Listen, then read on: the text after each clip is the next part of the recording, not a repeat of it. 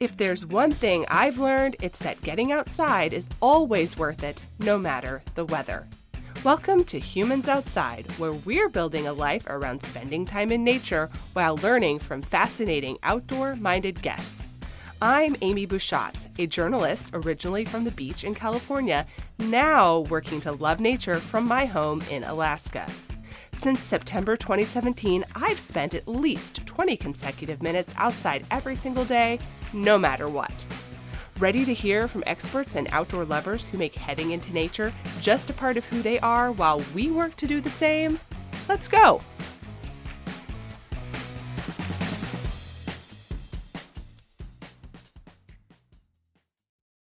When the weather turns cold, it can be really hard to convince yourself to spend time outside each day. If you live in northern climates or a place with dramatic temperature swings and lots of rain, snow, ice, or wind, or all of them somehow at the same exact time, you know the struggle. And now add kids to the mix. Oh, it's hard enough getting yourself motivated to put on all the layers, find your gloves or mittens and hat and boots and get out there. Forget doing it for children who lose winter clothes at a rate that boggles the mind. Getting everyone ready and out the door is really just a bridge beyond. You know the benefits of going outside. You know you want to do it, but why is it so hard?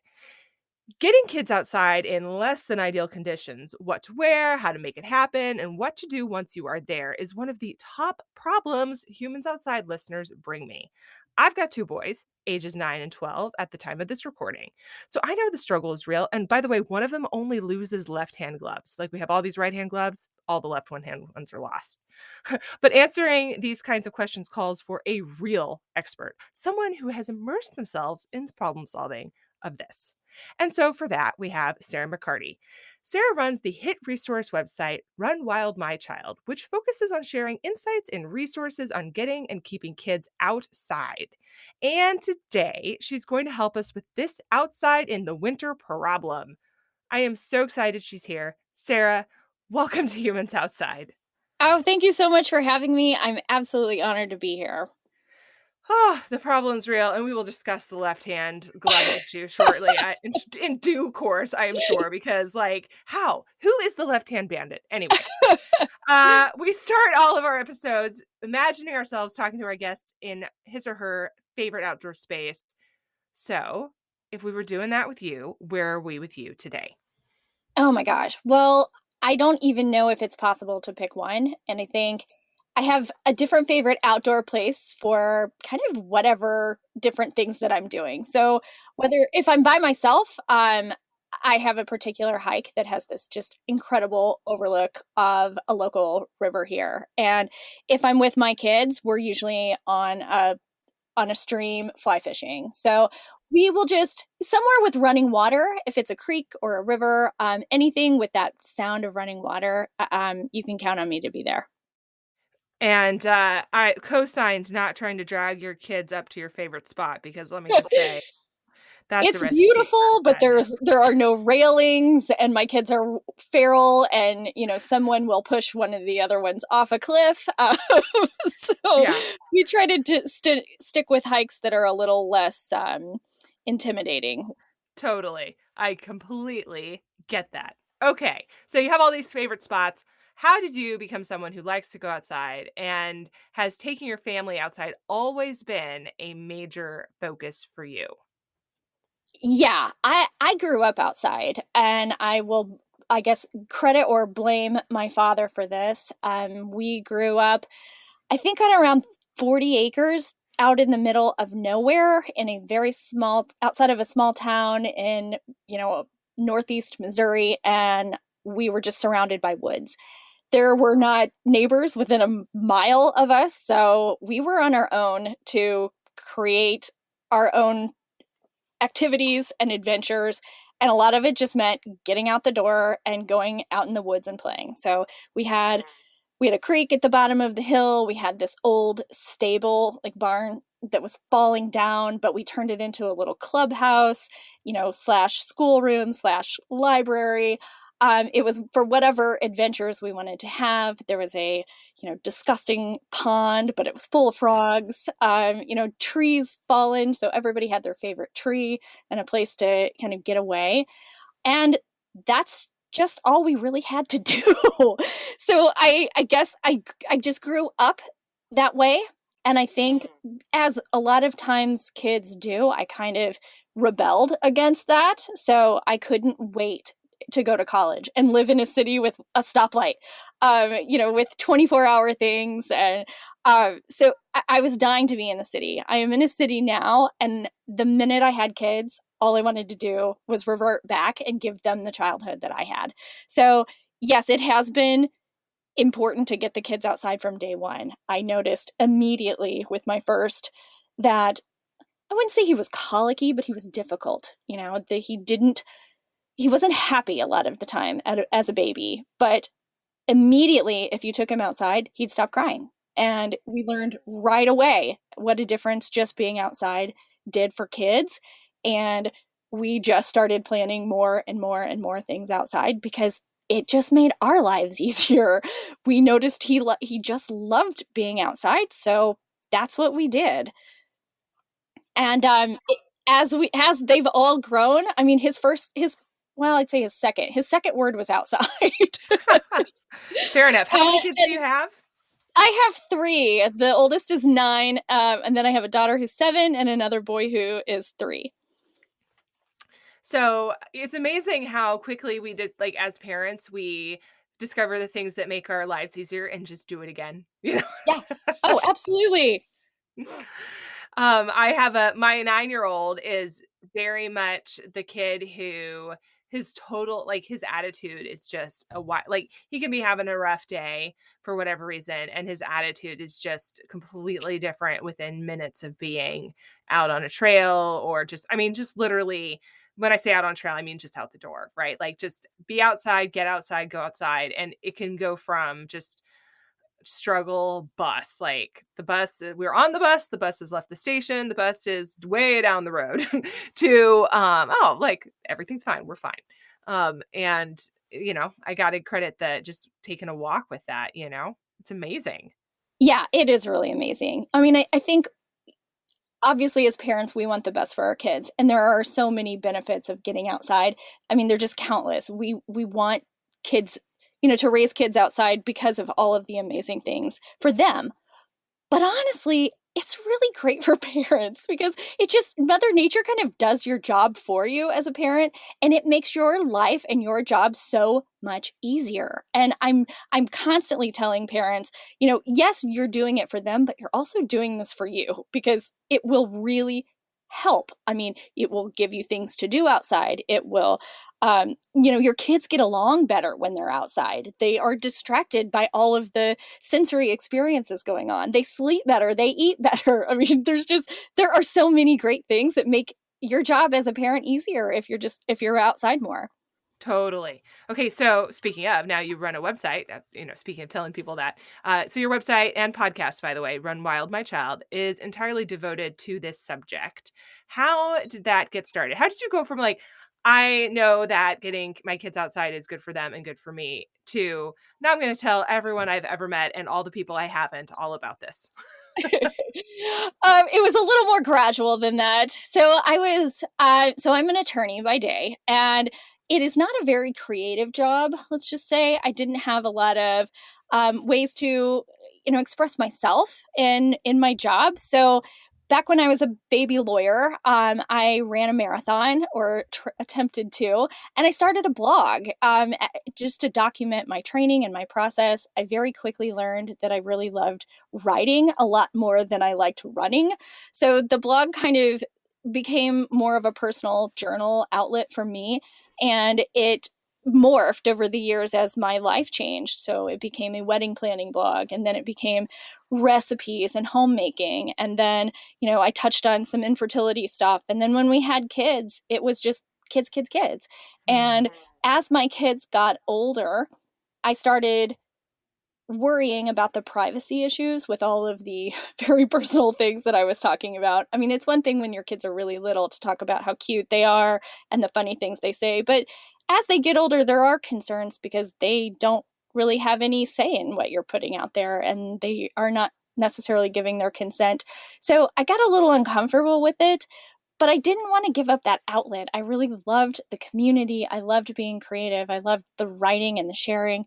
And I was at a fly fishing film tour of all places with my husband one night, and we were watching all these movies about like these little short films about basically men getting out there and fishing these exotic locations. And then at the end of one film, the guy came home and his kid is sitting on a screen, and he jumps up and gives his dad a hug and welcomes him home. And I just kept thinking, like, why isn't he fishing with his kid? Like, I want to watch that video. I want to see that.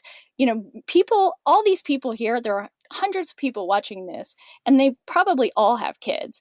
And instead of encouraging them to, fly to remote locations in Russia, we need to be convincing them to go fishing in their local streams with their families. And I thought, well, I could do that. We do that.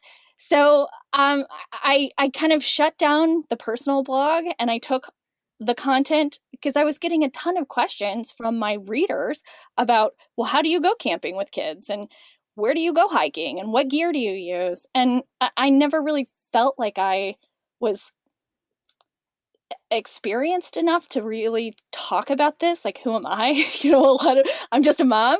But I realized there was just nothing out there for kind of beginner outdoorsy parents, people that knew that they wanted to get outside but didn't know where to start. So Run Wild was born. That's so great, and you've really filled that, or worked.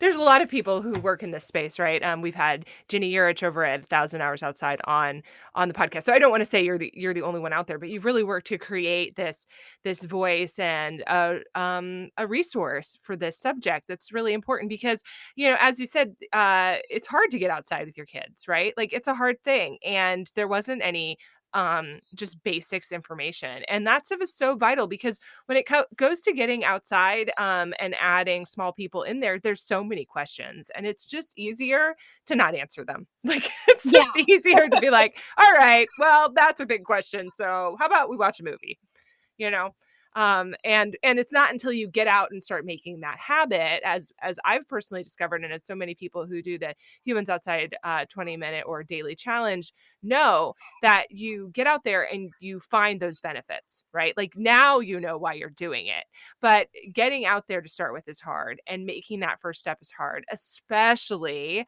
when the weather's not good, as we're Yeah. going to talk about today. So we're going to get really practical, and I'm very excited about that because I like practicality, and we need help. So, what do you say to parents who worry about or that bad or challenging weather, be it cold, wet, and who worry that that weather is keeping their family inside? Like, what's the very first thing you advise people who are like, "This is gross. I don't want Uh, this." I think you have to just start with a mindset set Mm, shift. I mean, I really think that you have to find the reason why. You need to dig deep and figure out what it is you need to focus on to overcome, getting out the door. So, you can think about the benefits to your kids of all the amazing things that they're going to miss out on if they're not outside in this weather. You don't want them to feel like they can't go out in weather that's not ideal. You don't want to be the reason that you're keeping them from these experiences. So if you can shift your mindset, reframe it, try to figure out what it is and why you need to get outside, it makes it so much easier. And then mm, make sure you have the gear too. Make sure you're not miserable. Find something that you enjoy doing outside, because the kids are going to pick up on that. If you're just standing there and counting down the minutes until you can go back inside, they're going to feel that, and they're not going to want to stay out there either. So you'll have to find something for you to do out there right. too. And sometimes that's, take a book with you or listen to a podcast, as you're outside, in one ear. So you can still hear them, but you're also, doing something for you. I bring my camera along. It's, photography has become something that's very important to me. And I love documenting their adventures. And I use our outside time as a time for me to experiment. I get down low, I shoot from up high, I try to come up with different angles, I talk to them and ask questions so they're interacting and engaging and I can get the shot. Find something that will get you excited about being outside too. Yeah, which is not to say like every day is created equal, right? Like you can have this super we're doing this and I'm going to find a reason to like it mindset and it can still be hard. Oh Like yeah, it's always hard, right? I mean, there just aren't a lot of things that are worthwhile doing with kids that don't have some element of hard with them. yeah. There's beauty in all of it, and if you can focus on that and find it, then it's not it's not as painful, I guess, but it's Yeah. still hard. I mean, there's still just know that it's not like those of us who do this a lot. I mean, we may have systems and everything put in place that work for us, but you kind of have to find what works best for you and you just keep trying because it will be hard for a long time. And eventually, someday, they'll be able to put on their own boots and their own mittens, and it pays off. Yeah. Well, I mean, is that not hashtag having kids? No, yeah, Like sitting here thinking like, well, I mean, everything. You're like, everything is hard. That's everything's hard. Yeah, great the grocery advertisement store is for having a hard. I family. mean, indoor things are hard. I mean, it's everything with kids is hard. I have to say, like, there's like a continuum of hard. I'm not sure going outside is harder than having a family movie night, right? Like Oh that yeah, there's like it's just the family movie night is a hard I've previously encountered a lot, right? Like there's just a continuum and one is not better than the other. Don't have families. Just skip it. right. Like you're stuck now. You're already listening to this. You already have kids, so we're gonna make the best of it, guys. Yes. Oh, absolutely. Oh man, but this is not a good show to advertise doing this. So I hope that Right. We're people who not aren't trying to parents. convince you like not to have kids. Oh my goodness. Okay, so speaking of things that are hard, gosh, we're really ragging on the kids here. Not every kid wants to go outside. Okay, so my son, I mentioned earlier, my 9-year-old, he's all about this life once he's out there. But man, can it be a challenge to make that happen, especially if he's having what he calls a quote good game. Mom, I'm having a good game, which is involves a whole lot of action figures. Periodically, he tells Alexa to play the Imperial March from Star Wars. So I'll be like, he's like has his own theme music. So I'll be like sitting in the other room and here's like the Star Wars theme over and over again. And I'm like, what in the anyway, he's all into it. Okay. So, and then we're like, let's go outside. And he's like, no. And then there's the fight, as Oh we're yeah. speaking of. Okay. So, how do you suggest parents work through that outdoor hesitancy and encourage everyone out the door without any actual, like, limited kicking and screaming? Maybe do Oh, you have like 3 or 4 specific tips? Because the struggle is so real. the struggle is so real. My team and I were just talking the other day about this exact problem, and we were even considering changing our tagline on Run Wild My Child from how to get your kids off screens and outside to how to trick your kids into like being outside and also Mm, convince yourself, because I feel like that is really the struggle. Some kids just don't want to go outside. And sometimes it could be for a variety of reasons. Maybe they're having more fun inside doing something like your son. Maybe it's a kind of fear of the unknown. My oldest doesn't like doing things that he's never done before. If he mm, knows what to expect, like if he's been there before, he's all into it. Because every time we do something, he usually has a great time. But convincing him to do something new when he doesn't understand or know like what's going on is very hard, and he gets a lot of anxiety about that. So mhm. sometimes you just have to, I mean, I'm not going to say like lie to them, but sometimes I just omit what we're doing and we'll just get in the car and we'll just show up someplace because it takes that anxiety down a notch. There's no reason to get him worked up about it or nervous. If it's something that I know he'll be fine with doing, it's just kind of like getting him convinced to go.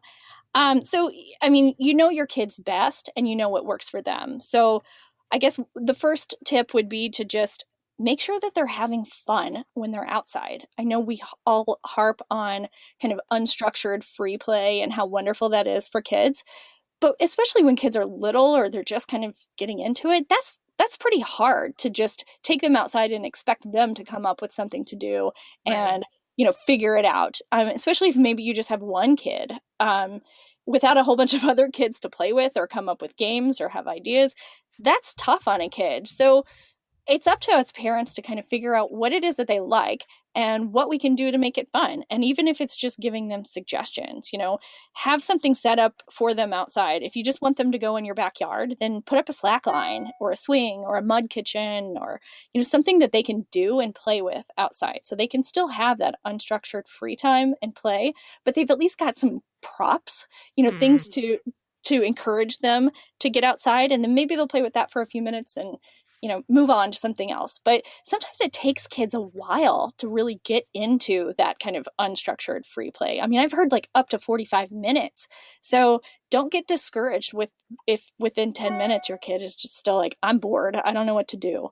So help them out, come up with a scavenger hunt, look for bugs, do something together. And that's the second thing, be together. You have to be out there with your kids too.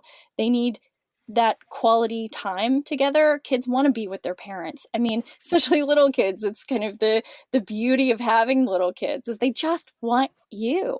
So if you can be out there with them, and you can fake it if you have to, with how much you enjoy being outside, they love doing whatever it is that lights up their parents. So come up with, an idea or some things that you can do that makes you happy, that you can, encourage them to do as well. Um, and they will get into anything. I mean, we have this bush in my front yard that is covered right now in milkweed. And all summer long, I've been going out there and trying to find like monarch caterpillars and Mm. looking for these caterpillars. And they notice, so we go out there and, one day I'll find like an assassin bug, and then the next day I'll find some ladybugs, and I'll show them. And the kids are like, yeah, whatever. This is so weird. My mom is obsessed with this bush. But after a while, they started looking, and they would run inside and be like, Mom, there's this new spider web, and come out and check this out. And I mean, if they can get excited about a bush, just think of what else they could get excited about if you're getting excited about it. So, be present, engage with them, find something that you like to do. And then I guess the third tip would be figure out what their interests are. What is it that they want to do inside, and try to take that outside. So if you've got a kid that likes the action figures, set up an action figure area outside. If they're enjoying being cozy and snuggling up under a blanket and reading inside, set up a hammock or take a beanbag outside or something so they can read out there. There's a lot of ways to take your indoor activities, what's keeping you from going outside, and just moving it outside. So, I mean, my 9-year-old loves Dude Perfect. So we set up an obstacle course and like a bottle flipping competition with all the neighbor kids, like just things that are creative, that engages their interests and takes it outside. Two things specifically I want to go back to. You talked about it's how this building this unstructured time, it takes a while, and I'm wondering, like, if you think it's a habit. Like, is this something that kid like maybe it takes for up to 45 minutes the first couple of times, but it gets easier over time? Like they jump into that more quickly? Yeah, it does. As they get older and they know what to expect outside, they can jump into it right away.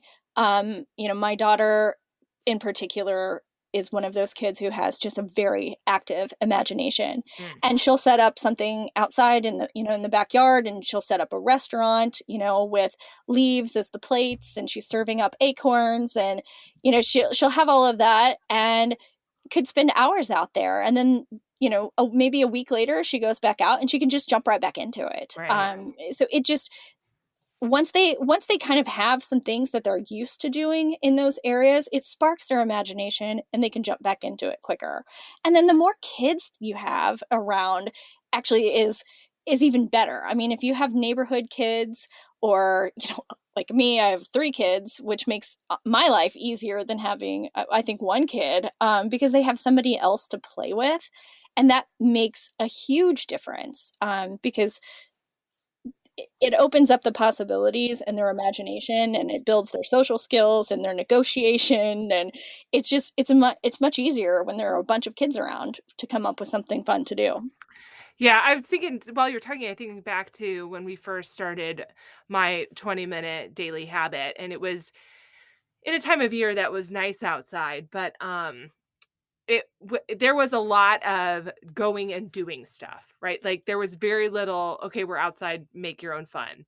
There was, "We're going for a picnic today in this new park. We'll go to this playground. We are going to go to the river." Like, we went and did things.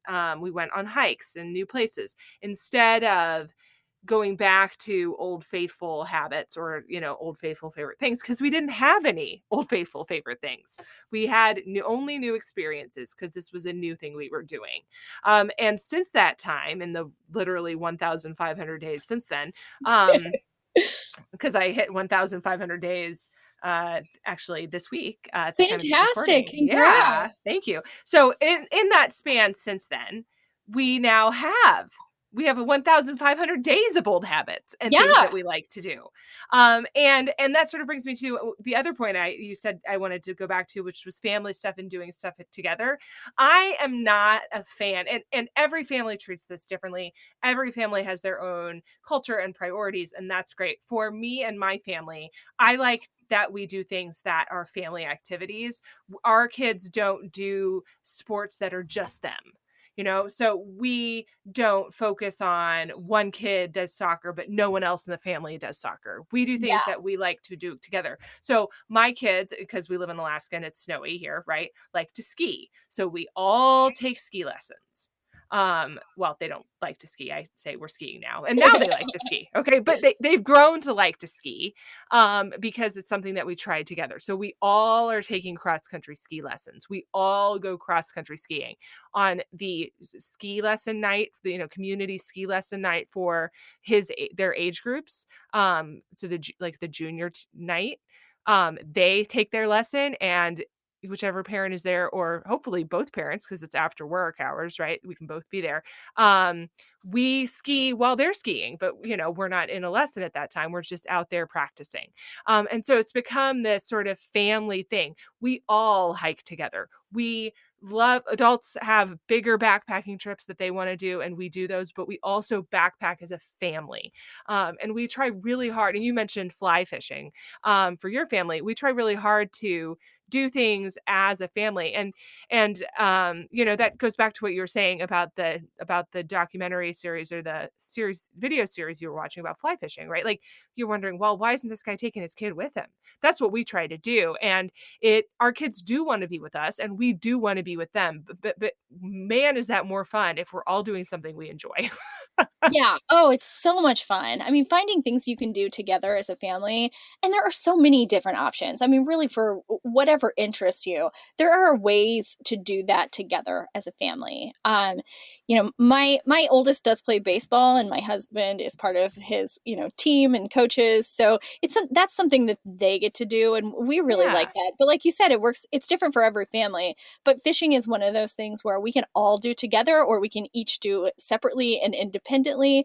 We combine fishing with all kinds of other activities as well, whether it's kayaking or canoeing, whether we're hiking to a place where we can fish, we're camping along the river. I mean, it's kind of become one of those things that if we can fish somewhere, like, we know that whatever other activities there are around there, we'll be fine.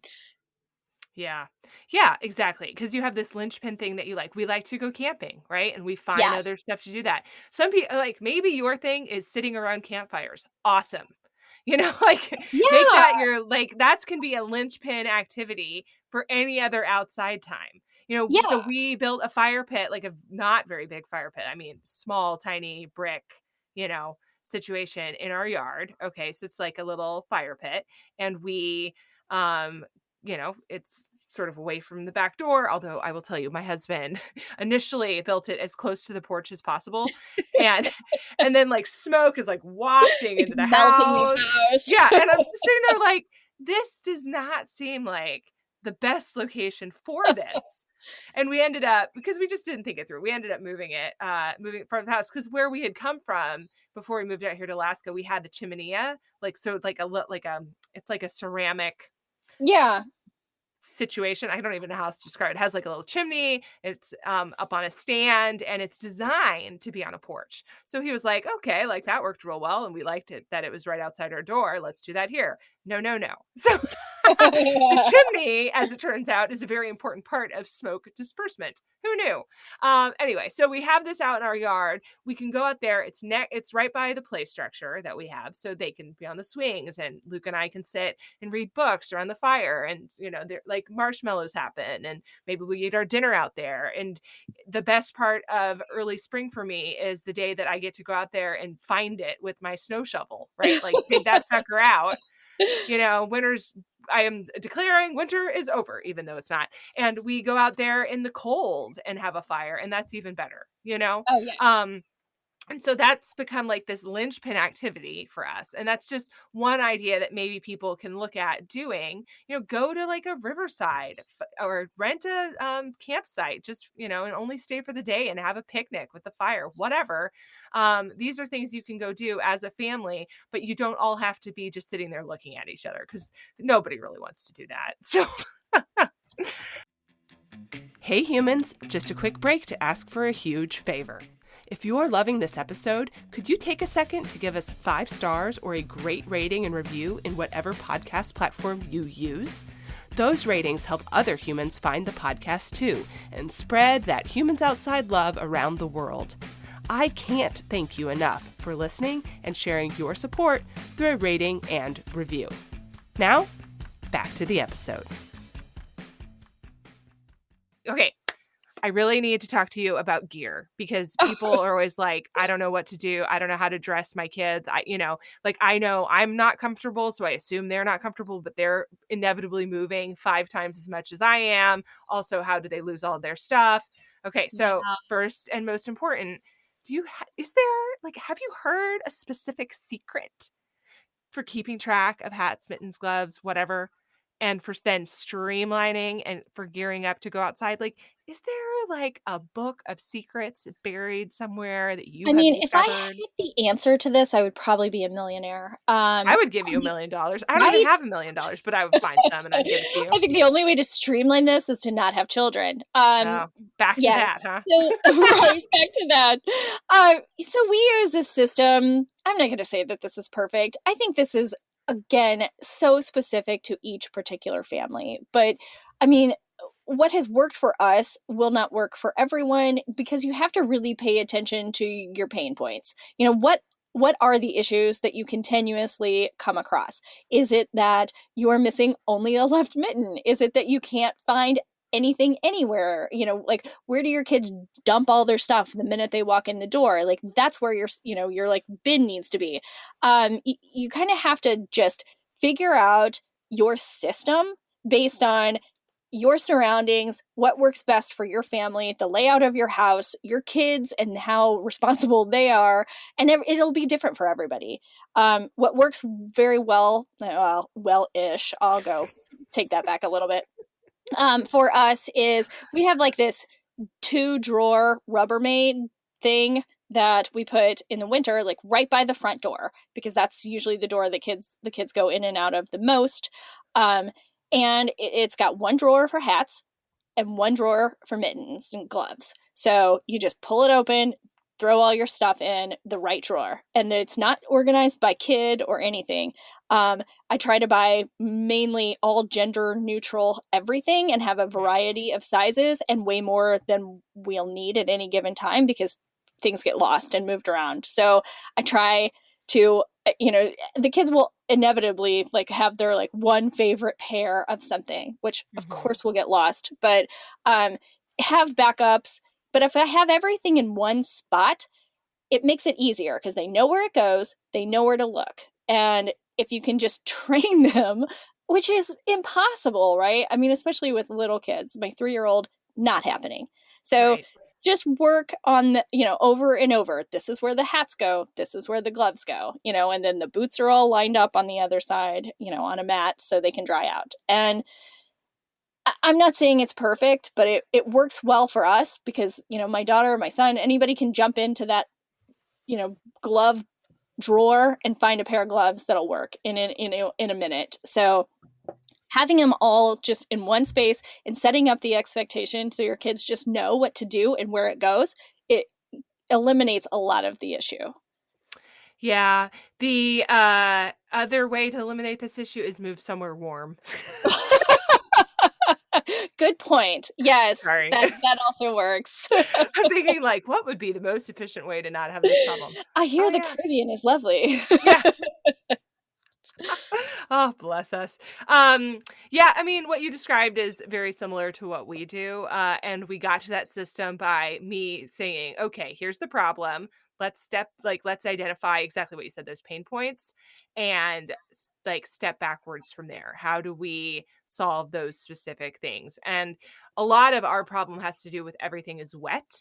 Yeah. And so we put a boot dryer in a convenient place, and now you put your stuff on there as soon as you get in the door, and that kind of thing. And I do actually know what causes the left hand problem, just for the record, because it is such a weird one. It is, in fact, that my son is left-handed and takes And the he glove takes that one off off. Yeah. to do something and then walks away. Yeah. And so what I need to do is make a friend who has the same problem, whose child is right-handed, and So, and or swap gloves. another thing you can do on that is, and I haven't tried this because we don't have that, but I have a friend who takes yarn, and she uses yarn, like a long thing of yarn, to attach to both mittens, and then she will run the yarn through the coat sleeves. So when you take a glove off, it's still dangling. Like you can't Mm, lose it. It's attached to the yarn. I mean, obviously you have to like pull it through the coat sleeves every time you're getting dressed on and off, but it could help. Or maybe yeah. like attach it, the yarn like right to the inside of your sleeve or something. That way you can take it off, it's dangling there, and then you can just pop it right back on when you're done with whatever it is that you're doing. Yes, exactly. Oh, and if only that would have worked for us, but it might work for I you, so know, you should right? try. Like in theory, it sounds brilliant. In all like practicality, it's probably more work than it's worth. Yeah, and I think that's really great for little kids, like maybe 3, 4 years old. He's too old for that, and because he's at school, and yeah, Yeah, I yeah. 90% of these are left at school is kind of where I feel like I've done some investigating on this subject, like, "All right, put on your top t detective hat," you know? The one with, like, the flappy sides, like a Sherlock Yep. Holmes hat? Figure it out. Okay. Alright, so back to the gear problems, okay? Because I know gear is a really hard thing. We get asked about it a lot. I'm sure you get asked about it a lot. Um, and while you personally may not have experience with all this gear, I know that your website has talked about this. So I'm hoping you can help us weigh in, maybe a little lightning round. Yeah. Okay. Different types of gear for different kinds of weather. First type of weather, cold rain. What do you tell people to buy?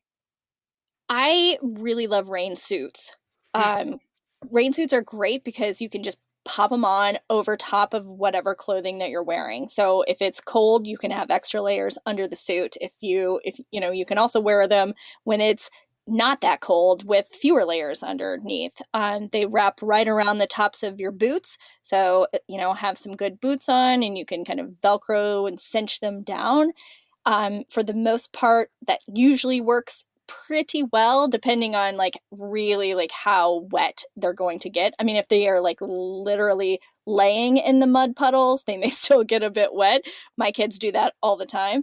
um, but the rain suits do tend to work really well. is there And a for specific rain suit brand? So we love the Oki brand. Oki has a great one. It's OAKI. And those are, I mean, I can't remember exactly pricing. I think they're around 60 or $70. Mm, And then there's a cheaper version called Muddy Buddy. okay. I don't have specifics on that one. I have not tried those, but people rave about them. Yeah. So either of those, and obviously there are probably a lot that are even more expensive. So depending on how much your kids are outside in the rain, if it's something where your kids are at like an outdoor school where they're outside all the time in this, then it may be worth Right. investing in something that's a little more rugged. I mean, I think there's like Polarno Pret has one, and like I think it's called like Valorhala or something. I'm totally gonna butcher all of these Scandinavian words. Yeah. Oh, yeah. Because all, of course, naturally, all of these things are from our neighbors in Oh yeah. Europe who love being outside and have terrible weather and would never even have this conversation because it's assumed that you're doing this and we don't need to talk about it. So, Oh yeah, absolutely. and I want to know, like, we're talking about price points, but if you have kids, that kids don't always wear things out. And so secondhand stores, if you live in an outdoorsy area, are a great option. Online, there are web pages and Facebook groups that do clothing exchanges or clothing sales of used outdoor gear that you can certainly find, maybe just specific to your own region. Because, I mean, my kid only now is starting to completely wear through shoes, and I can still buy him used shoes for the most part. So, Absolutely. That's such a and great yeah. point. And I would never want price points or feeling like you had to have the exact right gear or the right brands or anything to keep people from getting outside, because for the most part, like, you can get outside in a wide variety of items. You do not have to have like name brand anything. You don't have to have brand new anything. Um, it is better for the environment to shop, secondhand and pre-owned. We are big believers in that as well. We pass down, items generation, kid to kid plus generation to generation even. Mhm.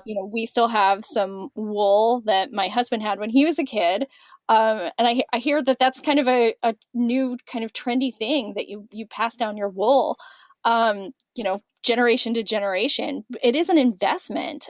So if you are making the investment, you want to make sure you get your money out of it. So use it as much as you can. And again, like you said, those Facebook groups, resale shops, online resale places like ThreadUp or Good Gear Trade, or even REI has like a used gear page. Um, and then shop off season. If you do want to buy new, try to shop in the off season. Shop in the summer when there's big sales on outerwear, and stock up. And the same for summer stuff. Buy Yeah. it in the winter. Yeah, which brings me to the next questions, which are gear for snow and really cold snow. And to your point, I specifically shop I love Land's End for this, for my kids, because it just lasts forever. And if it doesn't, they'll take it back. And like if there's some sort of catastrophic problem, they'll give you a new one. And my 9-year-old is the causer of catastrophic problems. Anyway, that's where I get mine. So, what about you? Snow and really cold snow. What's your point? Pick your poison. What do you recommend? So you got to start with a nice wool base layer. I Mm, can't say enough wonderful things about wool. It's so good for helping you regulate body temperature. It wicks the sweat away. It's not like cotton where if it gets wet, it will just make you miserable. Um, it's just, it is really like the ultimate base layer. And then start from there. Like on top of that, put on a waterproof layer. Make sure you've got more than just water resistant. It needs to be like waterproof. So look for items that fit well. You don't want to have kids and things that are way too small or way too big, because water and snow will find their way in and it will make them miserable. So ski pants, a winter coat, some warm boots. And then if you've got little ones, we really like those like one piece full like bunting suits. Those are great for just easy access for one piece, and it keeps them very warm. um, and then a nice jacket with a hood, and ones that like cinch on the sides, so the right fit. And yeah, make sure it's waterproof to keep that snow out. yeah. And so I'm guessing, like, in a no snow, no rain, just cold situation, it's the same stuff, but you aren't as worried about getting wet. Yeah, you'd less worried about the like waterproofing and more about maybe even like a wind resistance. So like throw in like a more of a windbreaker type, because that wind can get really cold. And if you're just in like a fleece and like wool layers, having something to protect you from that wind that goes right through, that'll just chill you to your bone is handy. So sometimes that may just be the same kind of snow gear. You don't have to have necessarily wind resistant specific clothes. Mm. Your snow gear will keep you warm in the wind as well. Okay, so thank you for that. Hopefully, people Yeah. will have some like takeaway action items here. But what about you? This is the sort of how we end our podcast episodes, talking about our favorite, our personal favorite, and or most essential outdoor gear. So, you, Sarah, what do you like? What do you love for you?